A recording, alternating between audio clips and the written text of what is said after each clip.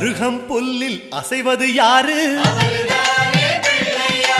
அறிவை விருத்தி செய்வது யாரு? மண்ணை குழைத்தால் வருவது யாரு? மண்ணை காக்கும் சாமியும் யாரு?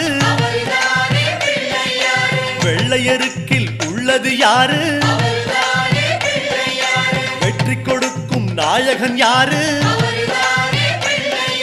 முன்னே வந்த சாமியும் யாரு? அவரும் வாழ்வது எங்கே கூறு?